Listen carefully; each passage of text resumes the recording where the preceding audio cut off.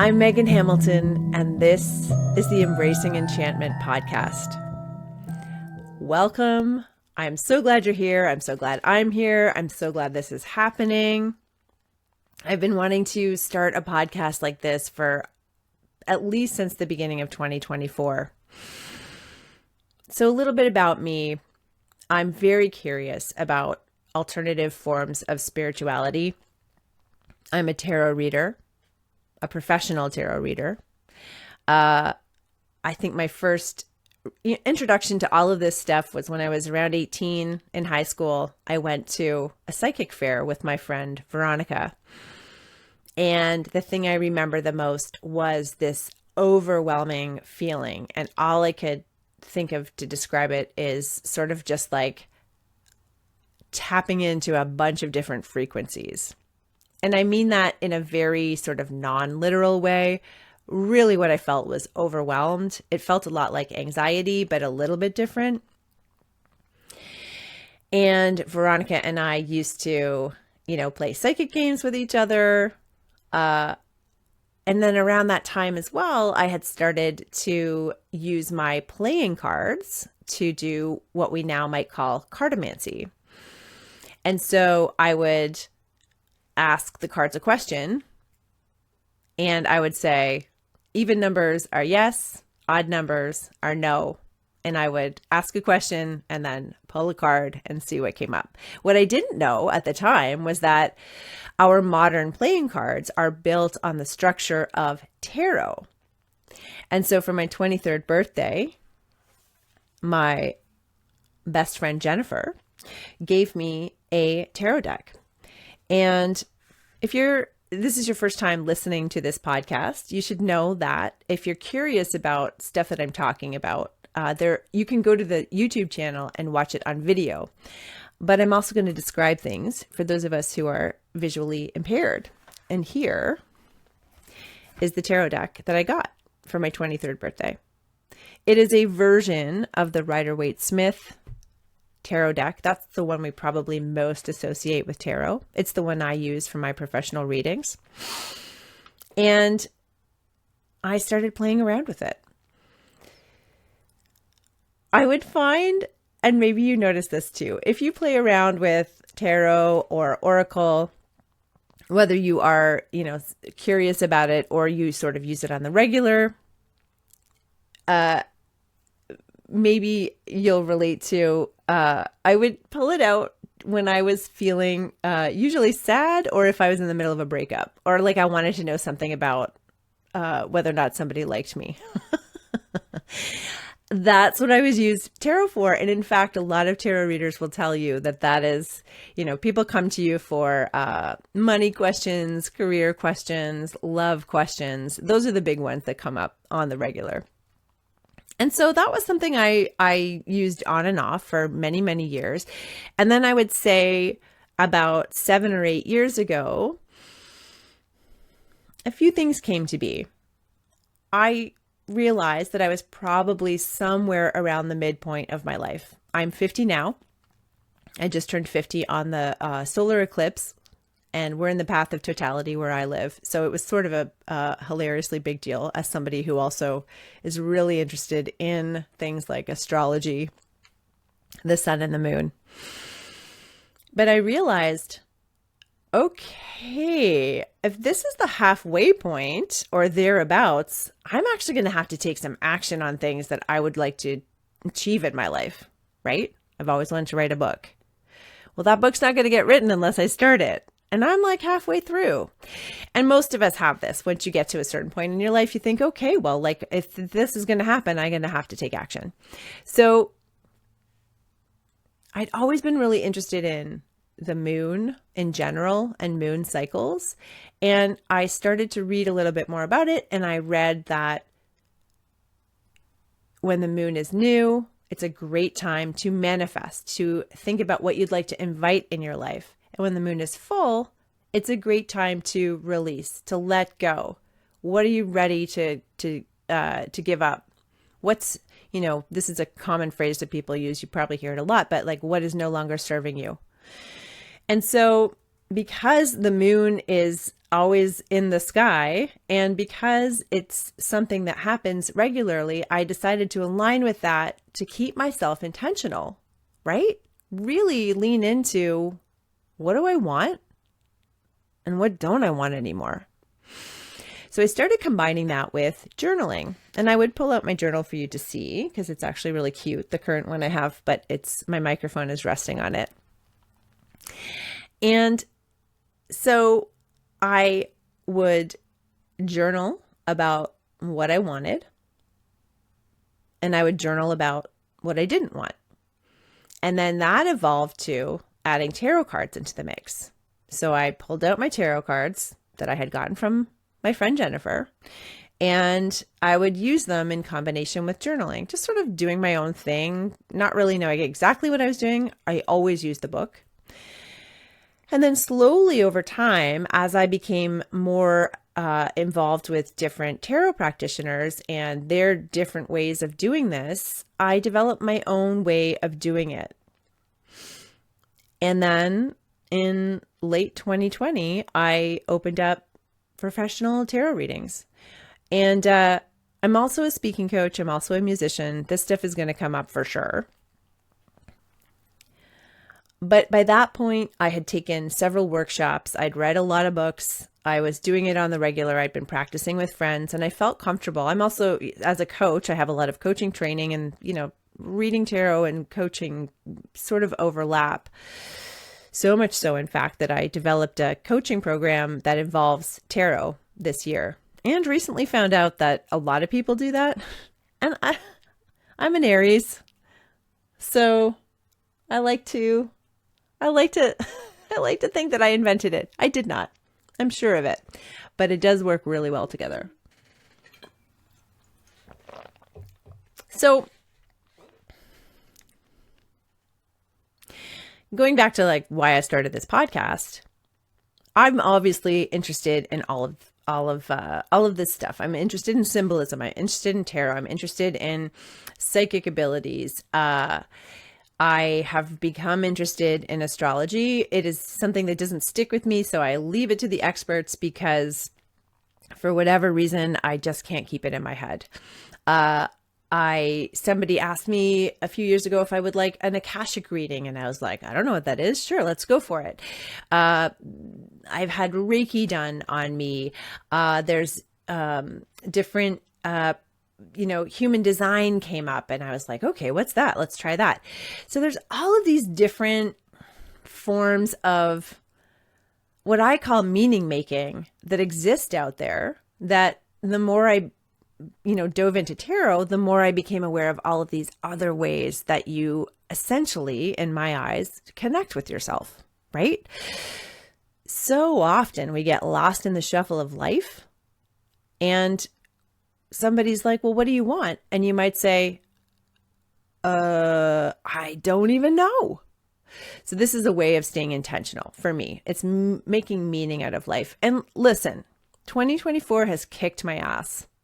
As a small business owner, it's been a difficult year after having a knockout year last year. So that was very a hard pill to swallow, especially leading up to my 50th birthday, because I was like, all right, my business has been going now for several years. I've got some projects on the go. I sort of know how the year plays out. So this is the year where I can, really lean into celebrating how far I've come. And that was not to be. Not only in my life and my business and my practice did things sort of not work out, but globally it has been an incredibly difficult year and remains at this point in time, late October as I'm recording this, a very difficult time. Lots is happening around the world. There's a lot of suffering. It's very difficult to take in. The environment is crumbling. Environmental disasters are happening more regularly.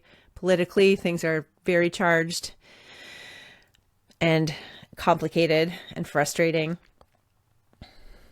And so all of this combined, and this, feeling like I was failing leading up to my 50th birthday, I really felt lost and afraid and like quite lost. So I started to dive deeper into my practices. And I would say that my connection to spirituality in general has grown.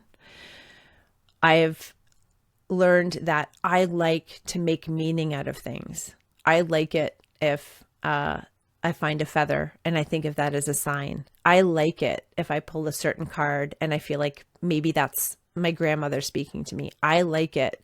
That keeps me, the word I can think of is like sparkly. It makes me feel enchanted, right? That's why we call this podcast Embracing Enchantment.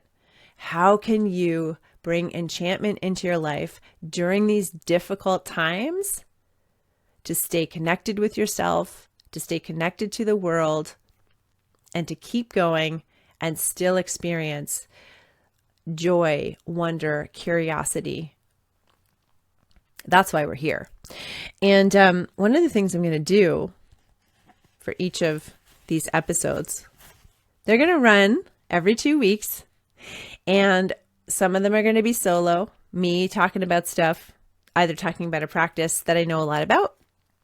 So for example, one will be on tarot, one will be on shadow work, or just talking about like trying out a new practice and my experience of that. And then on alternate weeks, we're going to bring in some of the most incredible guests who are experts in these topics that I've been referring to. So things like human design, things like probably Reiki, things like astrology, things like ritual and tarot, right? There's going to be all kinds of different perspectives.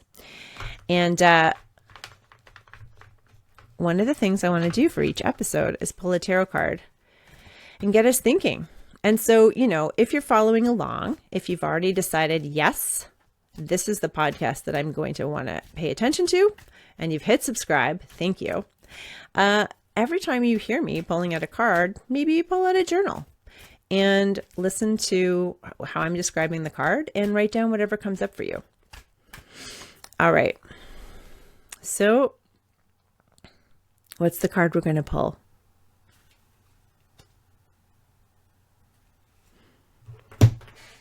Again, I use the Rider-Waite-Smith deck.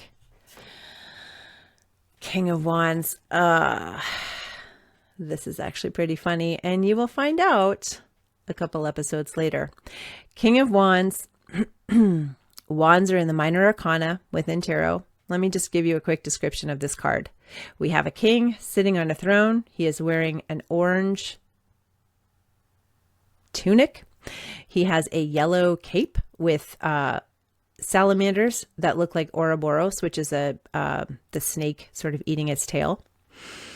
He's wearing a green collar and a necklace that has a little fox on it. His hair is red. His crown is gold, but it looks like it's flames. He's holding a very large stick that has sprigs of growth coming out of it. That is a wand. That's one of the symbols, one of the suits of tarot. Beside him on his throne is a little salamander. In the background, we can see sort of hints of desert. The sky is blue. And on the throne behind him, there are lions and more of those Ouroboros salamanders. And one thing that we really want to notice about this king is ready for action. This king is not sitting passively. He's looking forward, and he is ready to jump up at any given moment. He is not relaxed. In fact, it almost looks like his hands are in fists. So wands are in the realm of fire, right? Hence all the orange, all of the flames. We associate wands with creativity, spark, growth, passion, hotness. And by hotness, I mean sometimes, a little bit hot-headed, ready to go, action. And so kings are in the court cards, the minor arcana are divided into 4 suits. Each of those 4 suits are sort of organized like a modern playing card deck. And so you've got your ace all the way up to your 10, and then you've got your court cards that go page all the way up to king. And in tarot often, and listen, there are as many takes on tarot as there are people, but we think of the court cards as, or I do as sort of an in-between the major arcana, and we'll talk about that another time, and the minor arcana. So sometimes people associate them with specific people in your life. I tend to associate the energies associated with them. So the king is often, and again, this will depend on how you approach tarot, is either the first or the last in line. Like I said, there are so many different ways of approaching this. I think of the king as the final, biggest expression of the card, social, outward facing leadership. So this is about, what do you care about? What gets you out of your seat and going? What do you feel passionate about? And where that needs attention in your life. I'm gonna leave that tarot direction with you. So that's why we're here. We're going to talk about all this stuff. We're going to get incredible guests. I really encourage your feedback, and I'm going to tell you how you can do that. So,